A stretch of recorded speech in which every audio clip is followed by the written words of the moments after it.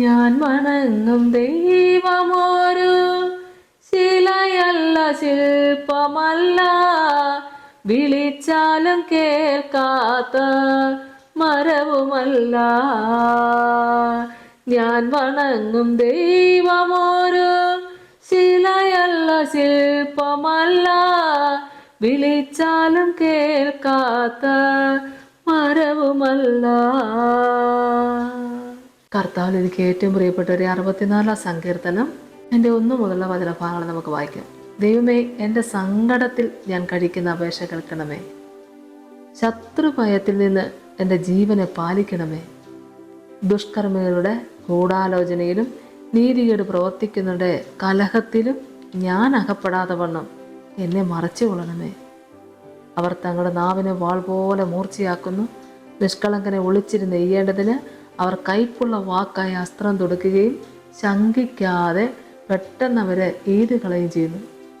ദുഷ്കാര്യത്തിൽ അവർ തങ്ങളെ തന്നെ ഉറപ്പിക്കുന്നു. ഒളിച്ച് കണിവെക്കുവാൻ തമ്മിൽ പറഞ്ഞൊക്കുന്നു. നമ്മെ ആർ കാണുമെന്ന് അവർ പറയുന്നു. അവർ ദ്രോഹസൂത്രങ്ങളെ കണ്ടുപിടിക്കുന്നു.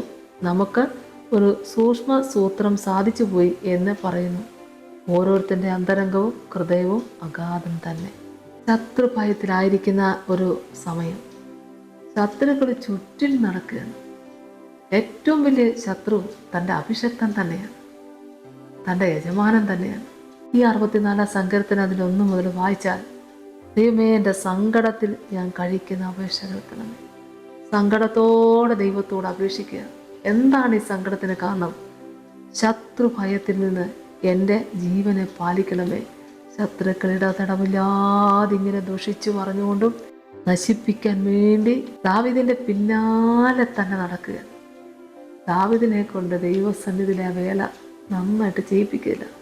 ശത്രു ഇങ്ങനെ തുടർന്ന് വന്നുകൊണ്ടിരിക്കുക.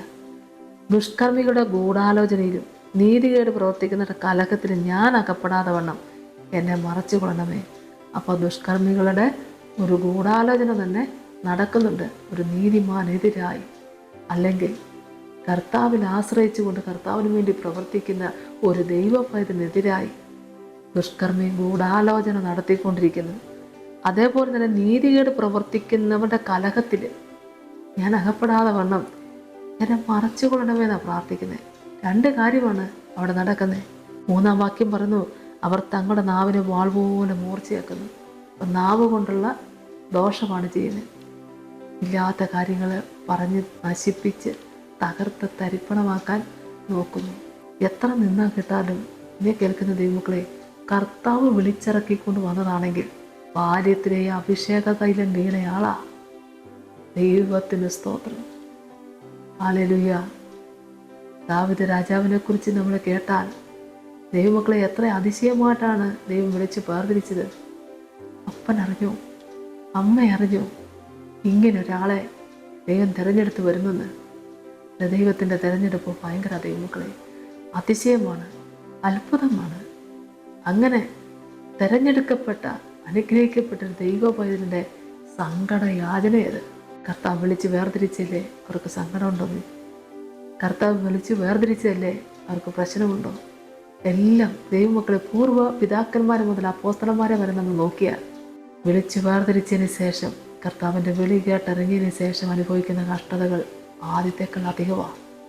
പക്ഷേ ആദ്യകാലങ്ങളിലെ കഷ്ടത ദൈവമക്കളെ ജീവനുള്ള ദൈവത്തെ കണ്ടെത്തുവാൻ കിട്ടിയ അനുഭവങ്ങളാണ്. പിന്നീടുള്ള കഷ്ടതയോ ആ കഷ്ടതയുടെ നടുവിൽ കൂടെ നടക്കുന്ന ദൈവത്തെ ഒന്ന് മഹത്വപ്പെടുത്തുകയാണ്. വാഴ്ത്താനും സ്തുതിക്കാനും കിട്ടുന്ന അവസരങ്ങൾ ചെറുതല്ല, ഏറ്റവും വലുത് തന്നെയാണ്. 4-ാം വാക്യം പറഞ്ഞു, അവർ കയ്പുള്ള വാക്കായി അസ്ത്രം തൊടുക്കുകയും ശങ്കിക്കാതെ പെട്ടെന്ന് അവനെ എയ്ത് കളയുകയും ചെയ്യുന്നു. ഇതാണ് ദോഷവാക്കുകൾ കൊണ്ട് തകർത്ത് തരിപ്പണമാക്കാൻ നോക്കുന്നു. ദുഷ്കാര്യത്തിൽ അവർ തങ്ങളെ തന്നെ ഉറപ്പിക്കുന്നു. ഉറപ്പിച്ചങ്ങ് പറയാ, ദുഷ്കാര്യത്തിലാണ്. ഒളിച്ച് കെണി വയ്ക്കുവാൻ തമ്മിൽ പറഞ്ഞു വെക്കുന്നു. നേർക്ക് നേരെ ചെയ്യത്തില്ലല്ലോ ദൈവമക്കളെ. ശത്രു ഒരിക്കലും നേർക്ക് നേരെ വരുന്നില്ലല്ലോ. ഒളിച്ച് കണി വയ്ക്കാൻ നമ്മെ ആര് കാണുമെന്ന് അവർ പറയുന്നു. അവരറിയുന്നില്ലല്ലോ, കണ്ണിനെ നിർമ്മിച്ചവൻ കാണുന്നില്ലേ?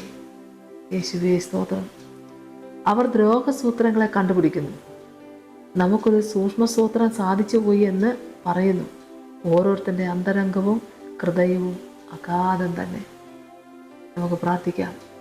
വിശ്വാസ ജീവിതത്തിലേക്ക് ഇറങ്ങി വന്ന പ്രിയപ്പെട്ടവരെ, ക്രിസ്തുവിന് വേണ്ടി നീതിയോടെ, വിശ്വസ്തയോടെ, ഭയഭക്തിയോടുകൂടി ഇനി അങ്ങോട്ട് കർത്താവിന് വേണ്ടി വേല ചെയ്യണമെങ്കിൽ ലോകത്തിൻ്റെ സഹായം നമുക്ക് ലഭിച്ചെന്ന് വരികയില്ല ദൈവമക്കളെ.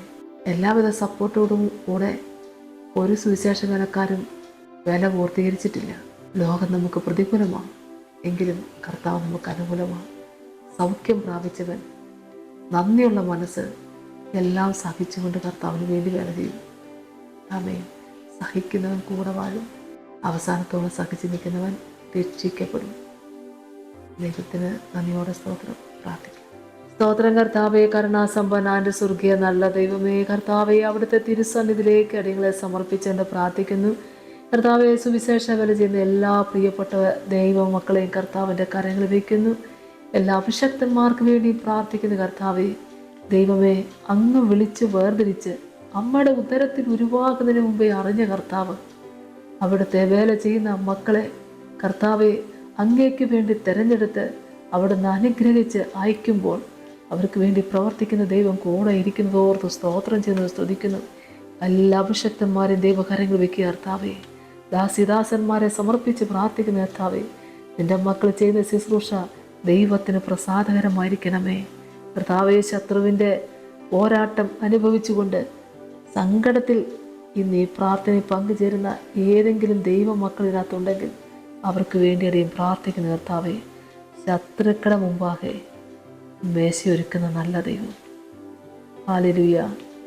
ശത്രുക്കളെ വീതിയിലെ ചെളി പോലെ കോരിക്കളയുന്ന ദൈവം, ശത്രുവിനെ സ്നേഹിക്കാനും പഠിപ്പിച്ച ദൈവം. ഓറി ഹല്ലേലൂയ. എല്ലാവർക്കും വേണ്ടി പ്രാർത്ഥിക്കുക കർത്താവേ. ഏത് പ്രതികൂല സാഹചര്യങ്ങളുടെ നടുവിലും എൻ്റെ മക്കൾ അവിടുത്തെ വേല ചെയ്ത്, അവിടുത്തെ ഇഷ്ടം ചെയ്ത്, അവിടുത്തെ നാമമഹത്വത്തിനായി സമർപ്പിക്കപ്പെടുവാൻ ഇടയാക്കണമേ. എൻ്റെ കർത്താവ്, എൻ്റെ മക്കളെ വിരിച്ച ചിറകിൻ മറവിലും മറച്ചു കൊള്ളണമേ. ചെയ്യുന്ന ശുശ്രൂഷ ദൈവത്തിന് പ്രസാദകരമായിരിക്കണേ. പിതാവിൻ്റെയും പുത്രൻ്റെയും പരിശുദ്ധാത്മാവിൻ്റെ നാമത്തിൽ തന്നെ. ആമേൻ. യേശുവേ സ്തോത്രം.